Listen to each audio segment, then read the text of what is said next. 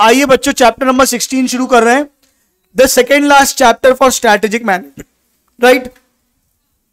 हाँ या ना? चैप्टर का नाम है एनालाइजिंग स्ट्रैटेजिक एज। इसमें अलग अलग कॉन्सेप्ट है, छोटे छोटे नहीं मतलब बड़े बड़े, लेकिन अच्छे इंटरेस्टिंग कॉन्सेप्ट है। सबसे पहला कॉन्सेप्ट है बिजनेस प्रोसेस री इंजीनियरिंग। क्या क्या क्या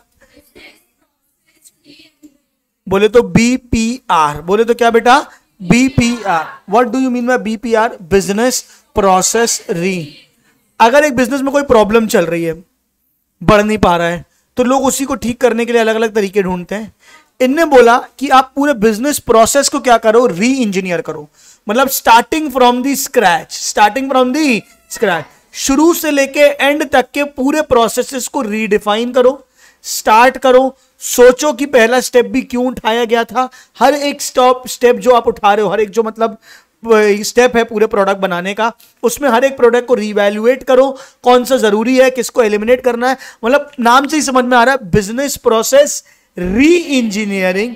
पूरे बिजनेस प्रोसेस को खत्म करके शुरू से शुरू करना, एक नई शुरुआत करना बिजनेस के प्रोसेस की, ताकि हम नई ग्रोथ देख पाए, उसको बोलते हैं बिजनेस प्रोसेस री इंजीनियरिंग। इसका सबसे अच्छा एग्जांपल क्या है पता है तुमको? टाटा मोटर्स। क्या बात समझ में आ रही है? टाटा मोटर्स यानी कि अगर मैं तुम्हें इसकी टाटा मोटर्स के दो प्रकार के व्हीकल्स आते हैं, एक आते हैं कमर्शियल व्हीकल और एक आते हैं ये जो अपन घर में यूज करते हैं, जो कार्स वगैरह, बहुत सारे व्हीकल। आज से 3 साल या 2-3 साल पहले तक टाटा मोटर्स का क्या हाल था? खत्म। कमर्शियल व्हीकल्स बिकते थे और जो होम व्हीकल्स थे वो बिल्कुल भी बिकते नहीं थे। उनके जो कारें थी वो बिकती नहीं थी, कोई मॉडल ही नहीं था। एक मॉडल आता था इनका टाटा इंडिका, जो टैक्सी में यूज होता था, बोलो हाँ या नहीं, है ना? एक आता था टाटा इंडिगो, याद है?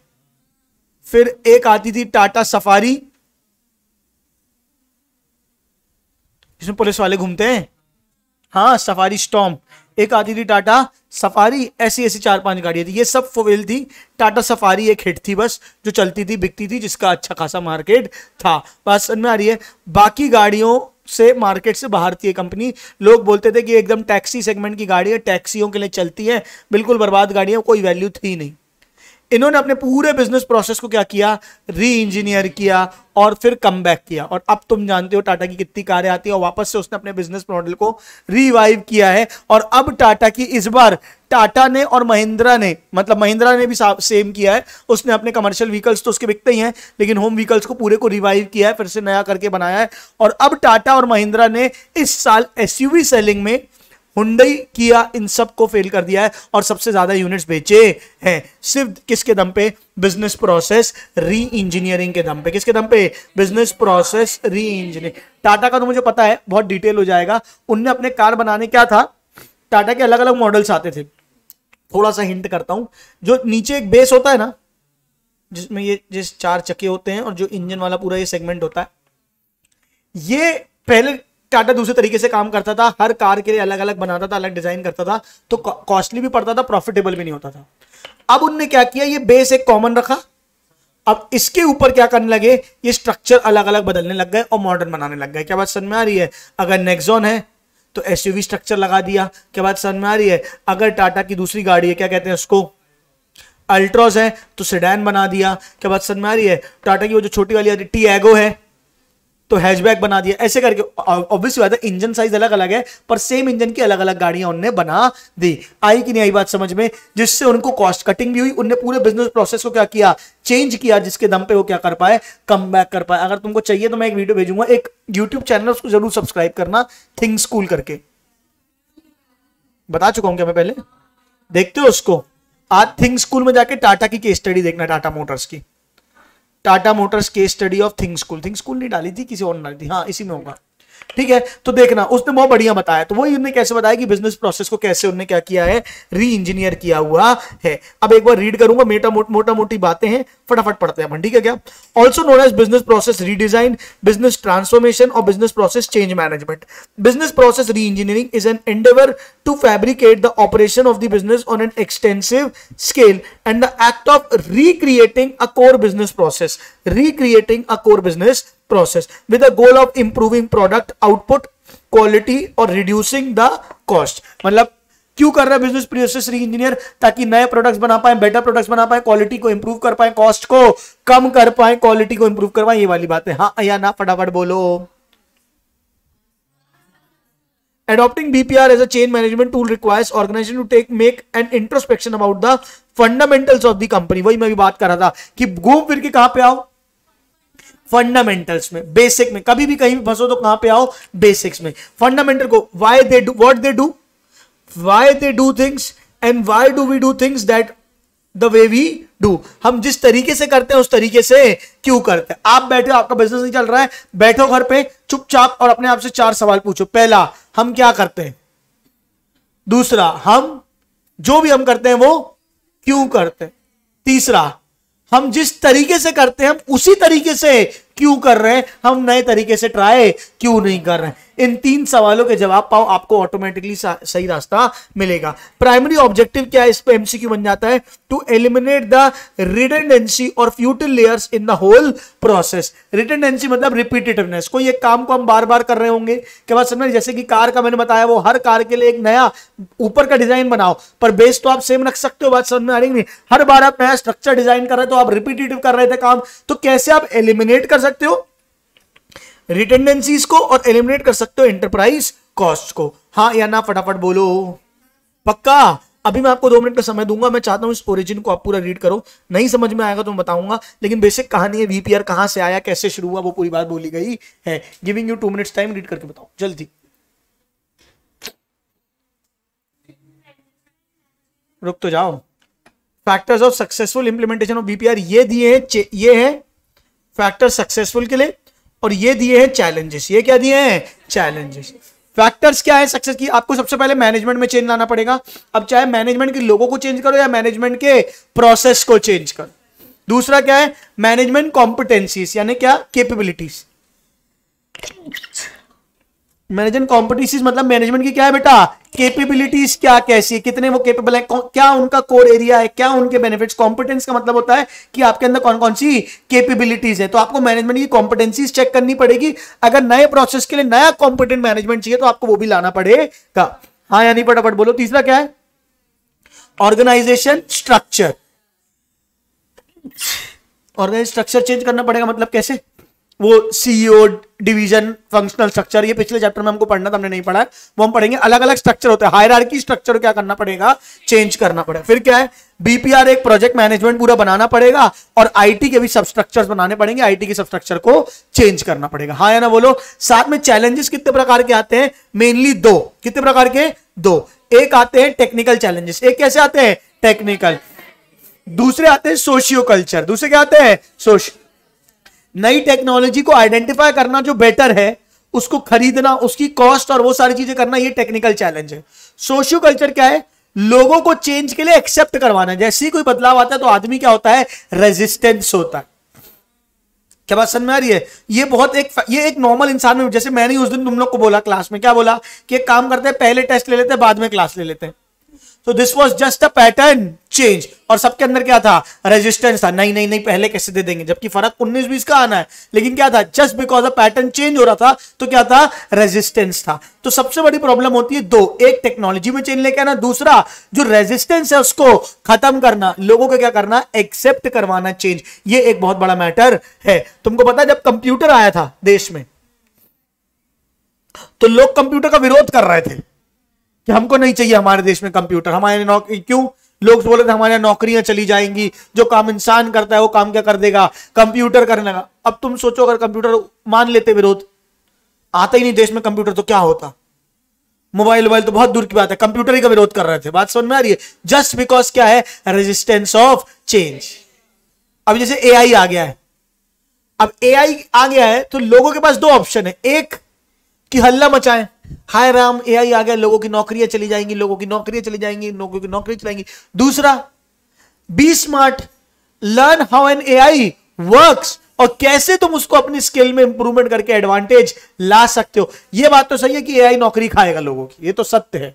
क्या बात समझ में आ रही है? अब लेकिन जो स्मार्ट है, इंटेलिजेंट है, जो समझेगा कि एआई का कैसे यूज करना है और कैसे उससे अपनी और स्किल को बढ़ाना है, वो बेटरमेंट में चला जाएगा। बोलो हाँ या नहीं? तो कभी भी चेंज से दो चीजें होती है, एक रेजिस्टेंस होता है, दूसरा इंप्रूवमेंट का स्कोप होता है। आपको रेजिस्टेंस को हटा के इंप्रूवमेंट के स्कोप की तरफ देखना, नहीं कि हाँ।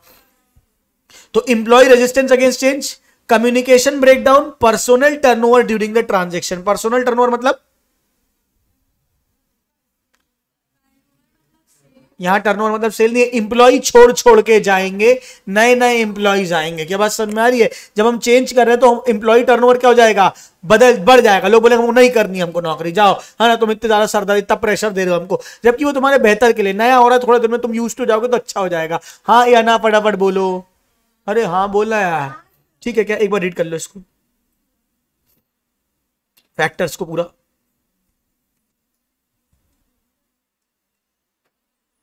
ये भी पढ़ लेना, टूल्स और स्टेप्स भी।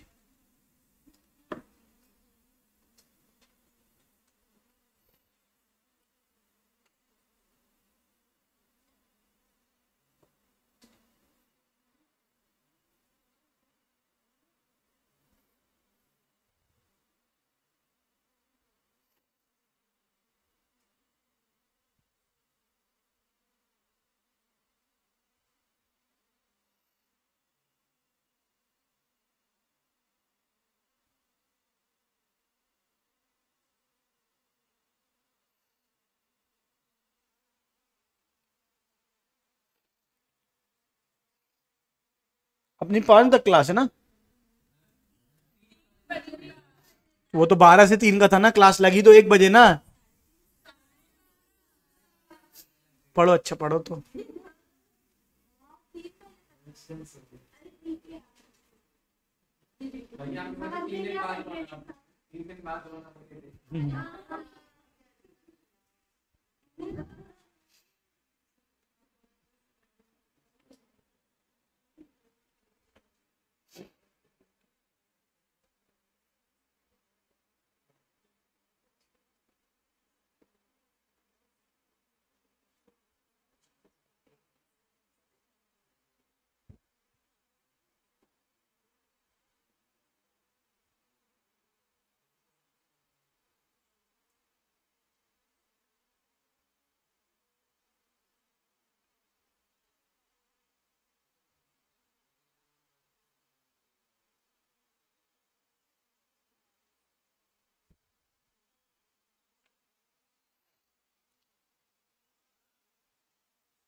नहीं हुआ क्या?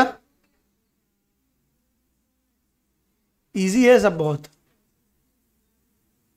नहीं बने तो पूछना। क्या बेटा? ये डायग्राम पढ़ने, टूल्स क्या है? कस्टमर एंड प्रोसेस फोकस रहना है आपको, विजुअलाइजिंग द एंड प्रोसेस की होना क्या चाहिए, change the management and business process mapping. ये नहीं भी समझ में आया तो कोई बात नहीं, अभी आगे होगा ये।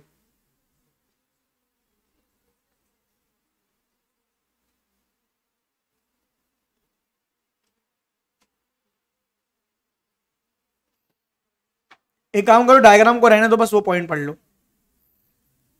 डायग्राम मैं समझा दूंगा बोलोगे तो। डायग्राम आ गया समझ में? उतने अच्छे से नहीं आया ना, ऊपर का आ गया, बाकी ये समझ में आ गया अच्छे से कि वो भी थोड़ा सा आया? हाँ ना बोलो यार। आओ ये स्टेप्स देखो पहले, ये स्टेप से ही क्लियर होगा। हमको बीपीआर लेके आना है अपने बिजनेस में। क्या लेके आना है बेटा? बीपीआर। सबसे पहले क्या करेंगे? Define the corporate vision and business गोल। हम बिजनेस कैसा बनाना चाहते हैं, हमारा एक विजन होगा।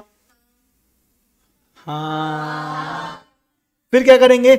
Identify business processes to be reign.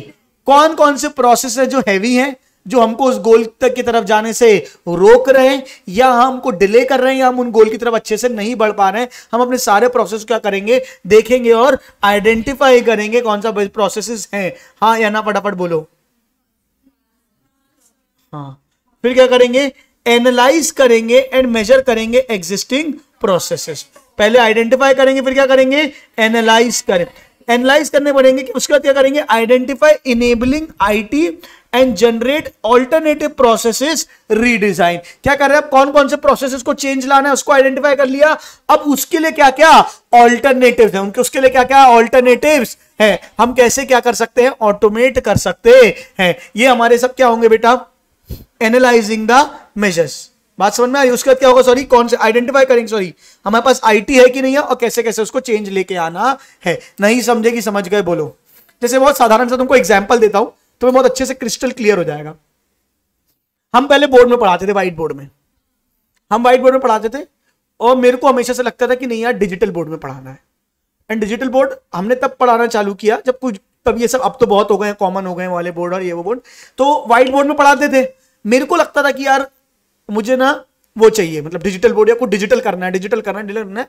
मेरे दिमाग में हमेशा से कीड़ा था, बहुत सारी फैकल्टीज थी, जब ये लोग तो सब लोग 8-10 थे, मेरे को कीड़ा हमेशा से था। तो क्या हुआ, मेरे को लगता था कि यार लैपटॉप खरीदना है, कुछ ऐसा खरीदना है जिससे हो पाए। प्रोजेक्टर था, बाकी कोई भी सेटअप नहीं था। बात समझ में आ रही है। अब देखना, मेरे को लग रहा था कि इसको चेंज करना, मैं बहुत टाइम से अलग अलग तरीके ढूंढ रहा था। मैंने पेन टैब खरीदा, वो 2-2.5 हजार का आता है, उसमें करने की कोशिश करी, मजा नहीं आया, बहुत सारी चीजें करी। अब लेकिन बजट इतना नहीं था कि ये पूरा सेटअप खरीद पाए। लेकिन आई वॉज आइडेंटिफाइंग की प्रोसेस क्या चेंज करना है। मैं ये समझ गया कि वो जो स्क्रीन आती है एलईडी पैनल, सब तो आते भी नहीं थे, पता भी नहीं थे, एक आध पता किया था और बहुत महंगे थे। अब तो फिर भी 1.5 लाख 2 लाख 2.5 लाख में आ जाते, तब तो और महंगे थे। तो लगा क्या करें, मैंने कहा यार कोई भी ऐसा तरीका करें जिससे प्रोजेक्ट को क्या कर पाए, यहाँ पे दिखा पाए, प्रोजेक्टर से दिखा पाए और इसमें हम लिखें, ऐसा कुछ सोच रहे थे। फिर जब समझ नहीं आया तो अल्टीमेटली क्या हुआ, एक दोस्त ने लैपटॉप मंगाया था सेकेंड हैंड, मेरे एक पहचान के भैया से, कटनी से। अब वो लैपटॉप आया, मेरे को बस क्या करना था, मैंने लैपटॉप अपने लिए मंगाया था, अपने दोस्त के लिए मंगाया था। मुझे क्या करना था, लैपटॉप रिसीव करना था और हैंड ओवर करना था, दैट्स इट। मेरा उसमें कोई काम नहीं था। और कुछ 20,000 का सेकेंड हैंड लैपटॉप था वो, लेनोवो का। अब वो लैपटॉप आया तो मैंने लैपटॉप खोल के देखा। अब लैपटॉप खोल के देखा तो मुझे लगा अरे भाई ये तो टच स्क्रीन लैपटॉप है यार, बढ़िया है। और बाय गॉड्स ग्रेस वो लेनोवो के कुछ ही लैपटॉप के मॉडल्स में होता है, अब होता भी नहीं उसमें। उस लैपटॉप के मॉडल में क्या था, उसके साथ पेन था और वो पूरा घूम के ऐसे टैब बन जाता था और उसमें लिख सकते थे। मैंने उसको बोला भाई लैपटॉप तेरा आ गया है, अब तेरे को 1 महीने बाद मिलेगा। क्या बात समझ में आ रही? और मैंने उसके लैपटॉप से वो यूज करना चालू कर दिया। उसके बाद भी बहुत सारी प्रॉब्लम्स आती थी। क्या हुआ कि यार वो लैपटॉप अच्छे से वर्क नहीं कर रहा है, प्रोजेक्ट अच्छे से, मतलब बहुत सारे प्रोसेस में क्या आती जाती थी, प्रॉब्लम आती जाती थी। मैं कर रहा था, बाकी सारे टीचर्स बोर्ड में ही पढ़ा रहे थे। फिर मेरे को देख के रॉकी सर को एक बार लगा कि नहीं यार हमको भी करना है। उनने एक स्टेप और लिया, सीधे बोले यार इतना पचड़ा नहीं है, लैपटॉप उनने किया, वो बोले यार वो पंचायत है मैं नहीं कर पाऊंगा। फिर वो नॉर्मल टीचिंग में आ गए। फिर अल्टीमेटली उनने क्या किया, वो एक दिन गए और वो जाके आईपैड खरीद के आ गए। और जब वो एक दिन जाके आईपैड खरीद के आ गए, टोटल बजट निकाला, मैंने कहा नहीं यार ये तो सस्ता, उतना बजट महंगा है भी नहीं। और तब तक थोड़ा फाइनेंशियली भी ठीक हो गए थे, कोचिंग ठीक ठाक चलने लगी थी। तो फिर इस सेटअप में आ गए। फिर ये सेटअप तो आ गया कि यहां है, यहां है, यहां है, लेकिन अब इसको रिकॉर्ड भी करना है। अब रिकॉर्ड करने के लिए मैंने ऑनलाइन क्लासेस बहुत सारी पढ़ी हुई थी हमेशा से। मुझे लगता था कोई तो सेटअप ऐसा होता होगा, कोई तो सेटअप ऐसा होता होगा, कोई तो होता होगा, कैसे करते कैसे करते। बहुत समय तक बहुत रिसर्च करी, मतलब ये तुम समझो साल भर तक पता ही नहीं चल रहा होता कैसे। यूट्यूब में भी देख रहा हूं, सब देख रहा हूं, पता ही नहीं चल पा रहा है। यूट्यूब में समझ में आ रहा है करना कैसे नहीं बदल रहा है। चलते फिरते क्या हुआ, एक बंदा मिला, उसने बोला हम ट्रेनिंग देते हैं पूरे सेटअप करने की। मैंने कहा अरे वाह बढ़िया है। उनने कुछ हमसे 30-40 हजार रुपए लिए, हमको ट्रेनिंग दी पूरा सेटअप लगाने की। मैं नागपुर गया, नागपुर में जाके पूरा सीख के आया, क्या मॉडल, क्या लैपटॉप, क्या डेस्कटॉप, क्या कंप्यूटर खरीदना है, तब जाके पूरा वो सेटअप पूरा इंस्टॉल किया। बोलने का मतलब यह है प्रोसेस को री इंजीनियर करने का शुरू से था, और आज जो हम पढ़ा रहे हैं और तब जो हम टेक्नोलॉजी यूज करते हैं, आज वो पूरा प्रोसेस कंप्लीटली क्या हो चुका है, चेंज हो चुका है। हम बोर्ड उठाते नहीं, हम मार्कर उठाते नहीं। नहीं आ रही क्या, आ रही बात समझ में? यहीं पे पढ़ा रहे हैं, यहीं पे रिकॉर्ड हो रहा है, यही रिकॉर्ड होकर अपलोड हो रहा है। ये आज किसी भी एक नए कोचिंग क्लास के लिए बहुत नॉर्मल है, क्योंकि अवेलेबल है बहुत आसानी से यूट्यूब में पता सब कुछ। लेकिन जब हम सीख रहे थे तब यूट्यूब में नहीं था, यूट्यूब का एक्सेस भी उतना नहीं था, और अल्टीमेटली बहुत रिसर्च कर करके सीखा। तो बिजनेस प्रोसेस को पूरा हमने क्या किया, एक तरीके से री इंजीनियर। तो सबसे पहले क्या हुआ, डिफाइन द विजन। क्या है कि बेटर टीचिंग करनी है यार, ये करनी है, अच्छा स्मार्ट क्लासरूम बनाना है। दूसरा क्या है, identify the business process to be reengineer. तो री इंजीनियरिंग क्या किया, टीचिंग मेथड को चेंज करने के लिए इंटरेक्ट। अच्छा ये प्रॉब्लम आई कहां से थी पता है, क्लास लगती थी हॉल में, बाजू वाले हॉल में, वहां बैठते थे 100 बच्चे, 100-125 बच्चे बैठते थे। और मेरी राइटिंग थी बहुत गंदी, अभी भी गंदी है, अब मेरी राइटिंग बहुत गंदी। अब मैं उनको पढ़ाऊं अकाउंट्स, वो पीछे वालों को दिखे ना और लिखूं मैं और गंदा, ये पूरी प्रॉब्लम थी। क्या बात समझ में आ रही है? तो मैंने प्रोसेस को इंजीनियरिंग करने की कोशिश करी कि यार मेरी राइटिंग खराब है, मुझे ये पता है कि मैं राइटिंग तो इतनी जल्दी, बचपन से आदत है, कैसे सुधार लेगा आदमी, और मैं बहुत छोटा छोटा, कभी छोटा लिखता हूं, कभी बड़ा लिखता हूं, कभी कैपिटल लिखता हूं, कभी स्मॉल लिखता हूं, मतलब गड़बड़ी हूं मैं। तो फिर मेरे को ये समझ में आया कि नहीं यार, ये चेंज करना है। क्या चेंज करना है? इस प्रोसेस को चेंज करना है। बात समझ में? Identifying the business process to be reengineer, analyse and measure an existing process. Existing process क्या है उसको समझा, हाँ या ना फटाफट बोलो। फिर क्या किया? Identify enabling IT and generate alternative process redesign. एक था कि स्क्रीन लगा लें, एक था कि वो लैपटॉप ले लें, एक था कि प्रोजेक्टर में दिखा दें, ऐसे अलग अलग क्या थे? ऑल्टरनेटिव्स थे। कौन सा बजट में है, कौन सा प्रॉफिटेबल है, वो सब हमको एनालाइज करना था। अरे हाँ ना बोलो ना यार। फिर क्या था? Evaluate and select a process redesign, implement the redesign process, continuous improvement to the process. Continue धीरे इंप्रूव हो के हम कहां पहुंचे हैं? इस प्रोसेस में आके अल्टीमेटली पहुंचे हैं। हाँ या ना फटाफट बोलो। जो पहला वाला है विजनिंग और आइडेंटिफाइंग, वो क्या है बेटा? इंडस्ट्री इंटरप्राइज लेवल, वो क्या है? Enterprise level. और नीचे वाला analysing, redesigning, evaluating, implementing, improving, ये क्या है? Process specific. नहीं समझे कि समझ गए? पहला क्या करोगे? विजनिंग करोगे। पहला क्या करोगे? विजनिंग, फिर आइडेंटिफाइंग, फिर analyse, redesign, evaluate, implement, improve. कोई डाउट है क्या? पक्का? और आपका जो टारगेट है वो क्या होना चाहिए? कस्टमर फोकस होना चाहिए। आपके जो टूल्स है वो क्या है? कोई भी प्रोसेस को सही करने के पहला पर्पस क्या है? कस्टमर एंड प्रोसेस फोकस रहना। पहला क्या रहना है? Customer and process focus. दूसरा क्या है? Visualization for end process and benchmarking. Benchmarking मतलब बेस्ट प्रैक्टिस जो इंडस्ट्री में चल रहा है। मैंने ऑनलाइन क्लास अटेंड की हुई थी, मैंने देखा था टीचर्स ऐसे पढ़ाते हैं, मुझे वैसे ही करना है। तो ये क्या है? बेंचमार्किंग। ये क्या है बेटा? बेंचमार्क। फिर चेंज मैनेजमेंट। अगर पूरे मैनेजमेंट के तरीकों को आपको क्या करना पड़ेगा? चेंज। हमें आईटी वाला बंदा लगाना पड़ेगा। अच्छा, हमने ये भी, अब जब ये कैमरा लगाया ना, तो अब कैमरे में स्टोर कैसे करें चीजों को? इसमें हार्ड डिस्क वो लगती है, मेमोरी कार्ड। अब दिन भर क्लासेस चल रही है, अब मेमोरी कार्ड कैसे करें? डालें भर जाए, डालें भर जाए, 2 क्लास में भर जाए। एक लड़का रखा कि वो रोज 2 घंटे में क्या आएगा?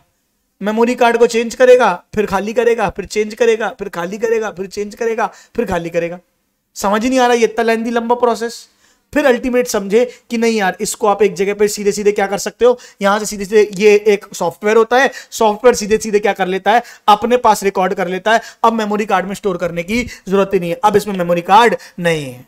बात समझ में आ रही? जो सॉफ्टवेयर है वही क्या कर रहा है? पूरे वीडियो को स्टोर कर रहा है। बात समझ में आ रही है? तो क्या था? चेंज मैनेजमेंट, बिजनेस, और क्या था? हमको बेंचमार्किंग, बेस्ट प्रैक्टिस को आइडेंटिफाई किया, मैनेजमेंट को क्या किया? चेंज किया। बंदा लगाए थे ना करने के लिए, तो मैनेजमेंट के तरीके को, मैनेजमेंट के स्टाफ को चेंज किया था ना हमने, फिर उसको हटाया। मतलब जब काम ही खत्म हो गया तो फिर वो चला ही गया खुद ही खुद ही। फिर क्या हुआ? बिजनेस प्रोसेस की मैपिंग करी। नहीं आया कि आ रहा? स्टेप्स क्या है? Define the objective framework, identify the customer need. Customer की नीड क्या थी? विजिबिलिटी नहीं थी, राइटिंग नहीं समझ में आ रही थी, बेटर परफॉर्मेंस नहीं था। हाँ या ना फटाफट बोलो। मेहनत लगती थी, आधा मैं अकाउंट से क्वेश्चन करता था, पूरा क्वेश्चन कर लिया, अब फिर मैं टारो बैठ के 5 मिनट तक फिर लिखो।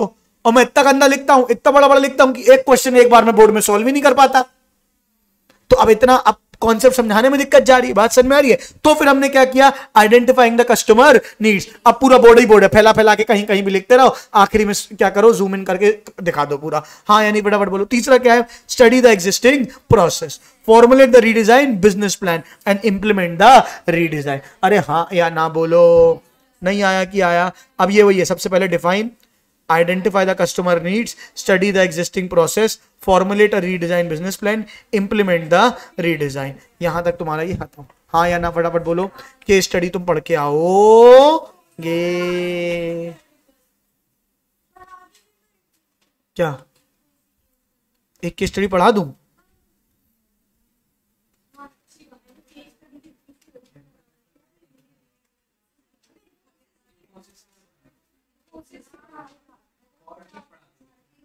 इन्फोसिस की पढ़ा दूं? जो बड़ी दिखती वो पढ़ाने बोलते हैं ना दोनों।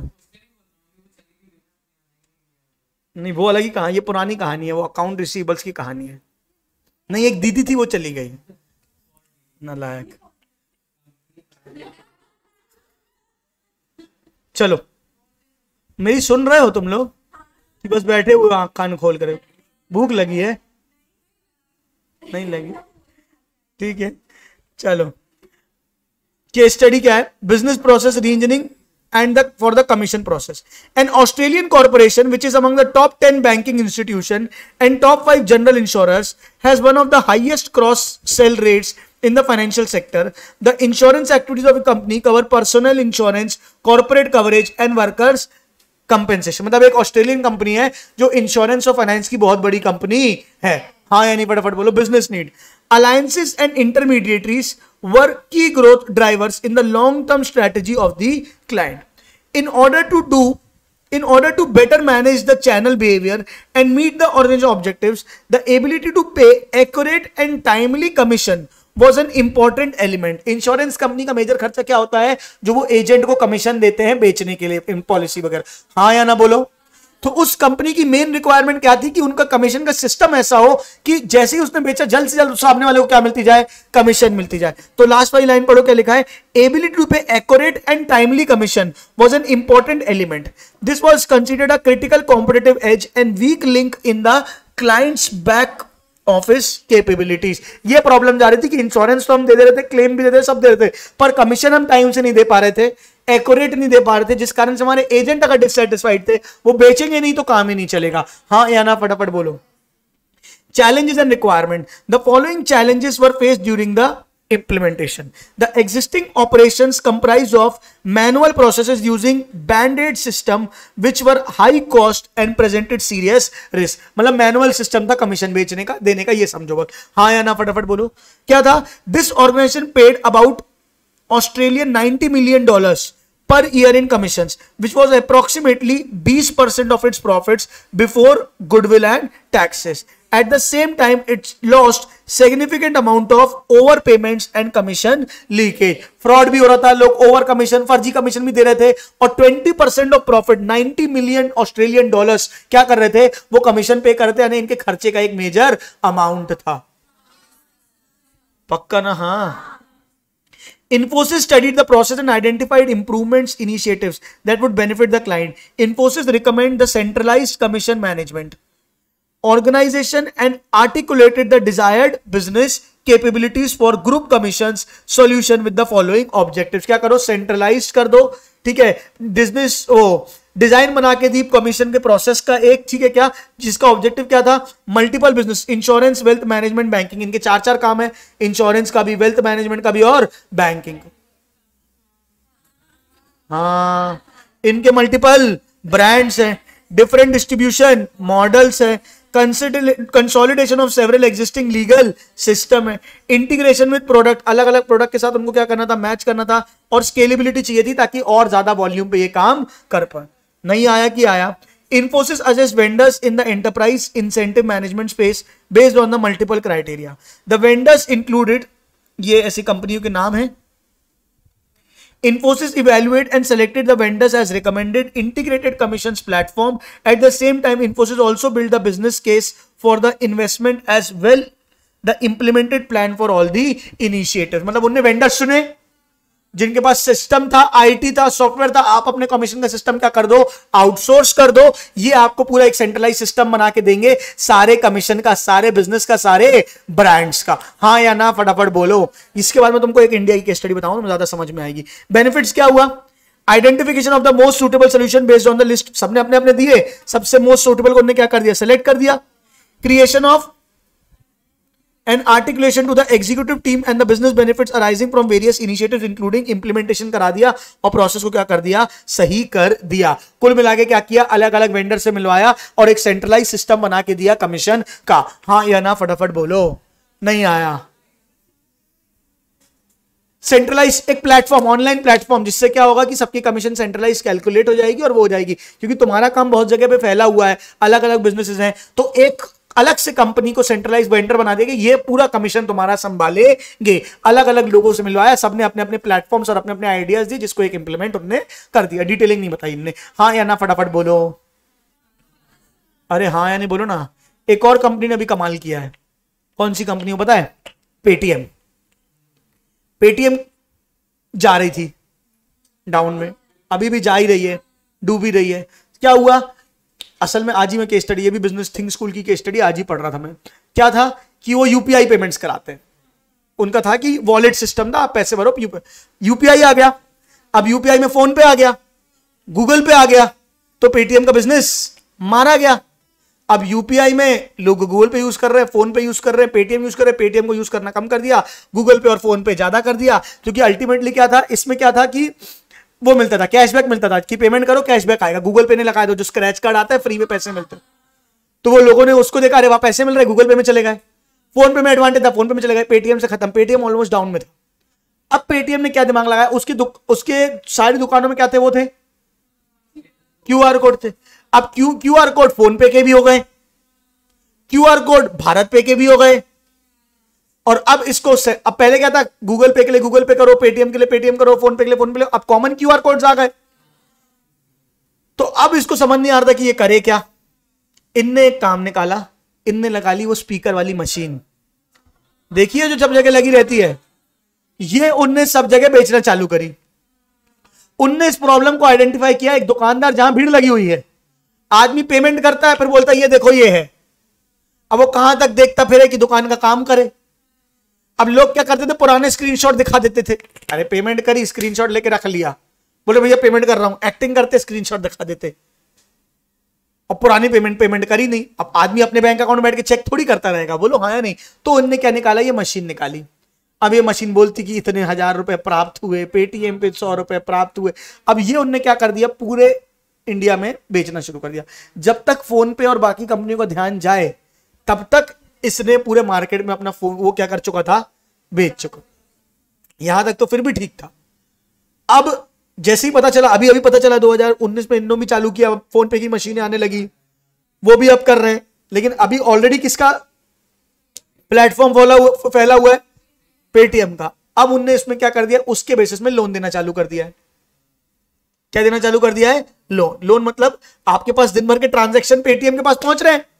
एक दुकानदार है, उस आज क्या है, अगर एक सैलरीड इंप्लॉय लोन जाए तो बैंक लोन दे देता है उसकी आईटीआर के बेसिस में। दुकानदारों को, बड़े बिजनेसमैन को लोन, मीडियम दुकानदारों को लोन नहीं मिलता। इनने क्या किया, लोन देना चालू कर दिया। कैसे, अब उनके पास पूरा डेटा आ रहा है, सारे दुकानदार का कितना कैश आया। अब जितना कैश बैंक अकाउंट में आया उसी से वो पेमेंट करेगा, कितना कैश गया तो आप एस्टिमेट कर पा रहे हो इसके पास कितना पैसा आ रहा है, कितना पैसा जा रहा है। आप उसकी क्रेडिट वर्दीनेस चेक कर पा रहे हो सिर्फ डेटा के दम पे, कि यार इसके पास इतने महीने की इतनी सेल होती है, इतना खर्चा होता है, इतना कमाता है, इतना लोन तो इसको आराम से देते हैं, ईएमआई चुका देगा। बिना कम गारंटी के, बिना कुछ ज्यादा गिरवी रखे वो क्या करने लगे हैं, मर्चेंट लोन देने लगे हैं। और अब अल्टीमेटली इसमें अपना बिजनेस फैला रहे हैं। हाँ या ना फटाफट बोलो। तो वो किसको पकड़ रहे हैं, बिजनेसेस को, उनको लोन दे के लिए, बोलो हाँ या नहीं। फोन पे ने उल्टा किया। फोन पे किसको पकड़ रहा है, कस्टमर्स को। फोन पे क्या बोल रहा है, हमारे ऐप में लोग हैं पेमेंट कर रहे हैं, हम उनको इंश्योरेंस बेच देते हैं। अभी फोन पे में ऐड आने लगे ना कि इंश्योरेंस करा लो, वेल्थ मैनेजमेंट करा देते हैं, म्यूचुअल फंड इन्वेस्टमेंट वगैरह करा देते हैं, इंश्योरेंस बेच देते हैं, वेल्थ मैनेजमेंट करा देते हैं, टैक्स प्लानिंग करवा देते हैं, ये करवा देते हैं, वो करा देते हैं। तो अब समझो दोनों कंपनियां सेम काम कर रही है, पर इसका विजन अलग है, इसका विजन अलग है। इसने बोला मैं किससे को पैसा कमाऊंगा, बिजनेसेस से, मैं बिजनेस को लगाऊंगा और उनको लोन वगैरह देके उससे बैंकिंग कंपनी बनाऊंगा। इसने क्या किया, मैं क्या करूंगा, इंश्योरेंस बेचूंगा, ये बेचूंगा, वो बेचूंगा, ऐसा करूंगा। बोलो आया नहीं। अच्छा, फोन पे को ज्यादा कॉम्पिटिशन मिलेगा क्योंकि ऑलरेडी इंश्योरेंस का कोई राजा है ना। क्यों कराएगा आदमी फोन पे से इंश्योरेंस जब वो policybazaar.com है, तो नहीं आ रही बात समझ में। क्यों करेगा वेल्थ मैनेजमेंट जब उसके लिए ग्रो ऐप और वो जीरोधा वगैरह है, तो नहीं आ रही बात समझ में। तो अब दोनों ने अलग अलग एरिया पकड़े, ये इसको कैप्चर कर रहा है, ये इसको कैप्चर करता है। देखते हैं किसकी गाड़ी आगे जाएगी, वो तो अब समय बताएगा। हाँ या ना फटाफट बोलो। तो बिजनेस प्रोसेस को उन्होंने क्या किया, चेंज किया। जहां से यूपीआई पेमेंट पे निर्भर थे, अब वो लोन देने वगैरह पे आए। उनने पूरे सब जगह जल्दी से मशीनें बना के सब जगह बेची। जब तक दूसरों का वो जाए, ध्यान जाए, तब तक सबके पास क्या है, वो मशीनें। हाँ या ना फटाफट बोलो। ये भी मैंने थिंक स्कूल में ही देखी थी पूरी केस स्टडी। हाँ या ना फटाफट बोलो। नहीं आया तो ये होता है, फोर्ड की केस स्टडी आप पढ़ के आओगे, चलेगा क्या। आइए अगला कॉन्सेप्ट पढ़ते हैं।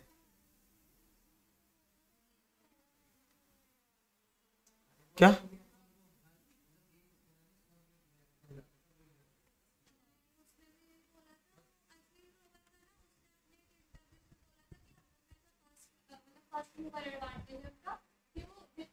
लोन दे देते हैं, हाँ ना, लोन दे देते। ये भारत में भी करता है, ये भी करता है। अब लेकिन लोगों ने क्या किए, वो वाले क्यूआर कोड हटा के सब जगह कौन से लगे हुए हैं, डब्बे वाले।